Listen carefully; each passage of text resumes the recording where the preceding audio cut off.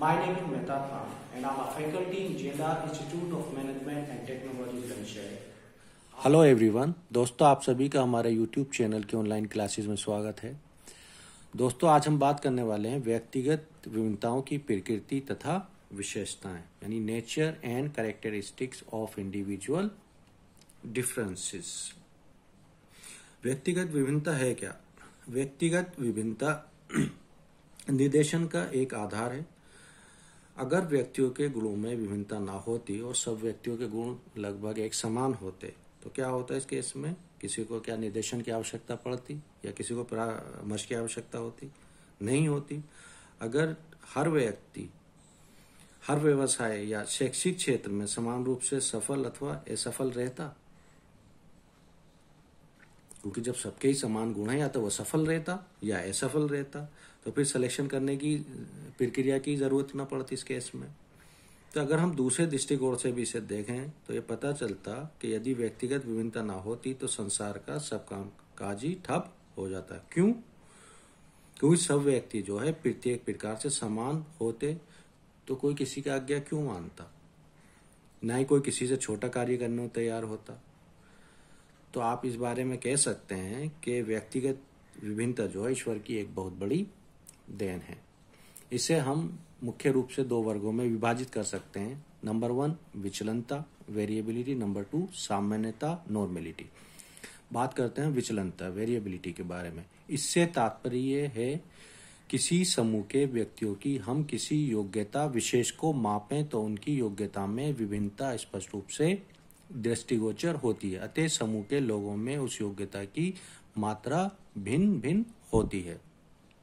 यानी कोई भी एक समूह है, उसके अगर व्यक्तियों का अगर आप उनकी विशेष योग्यताओं को मापें तो सभी की योग्यताएं क्या आएंगी? भिन्न भिन्न आएंगी। फॉर एग्जाम्पल, अगर बुद्धि को हम मेजर कर रहे हैं तो बुद्धि किसी की तो कम आएगी, किसी की अधिक आएगी और किसी की औसत आएगी।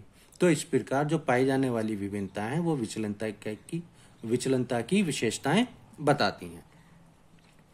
नंबर 2 सामान्यता नॉर्मेलिटी।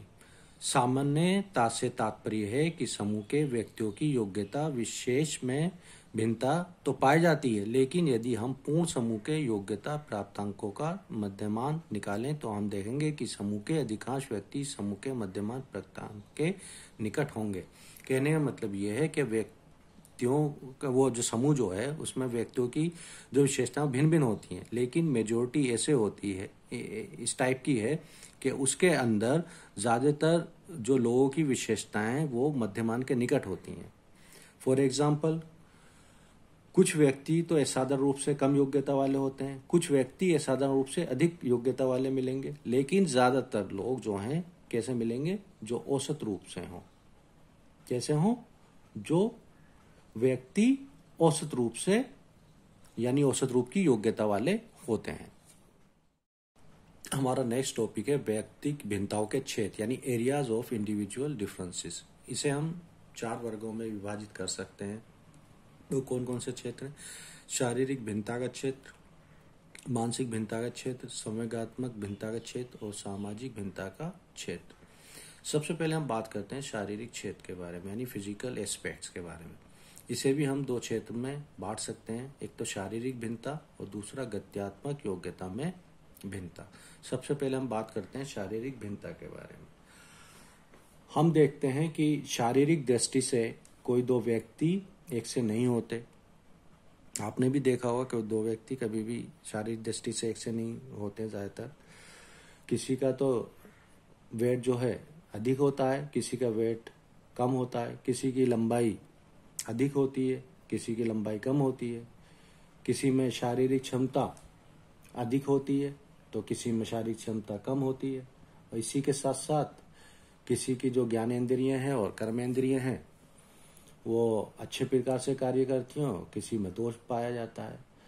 तो हम ये भी देखते हैं कि व्यक्ति की जो भी शारीरिक रचना का प्रभाव है उसके कहीं ना कहीं व्यवहार पर पड़ता है। प्रेजेंट में जो शारीरिक रचना को के जितने भी तत्व हैं जिनका मापन किया जा सकता है, किसे वैज्ञानिक मापन जिनका भी किया जा सकता है, उससे हम क्या कहते हैं या किस क्षेत्र में लेकर आते हैं? व्यक्तिगत भिन्नता के क्षेत्र में लेकर आते हैं। तो शारीरिक भिन्नता के आधार पर शेल्डन ने इसे 3 भागों में विभाजित किया, आयताकार, गोलाकार और लंबाकार।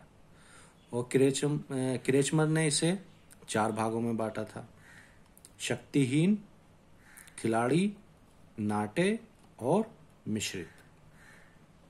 अब हम दूसरे की बात करते हैं, गत्यात्मक योग्यता में भिन्नता।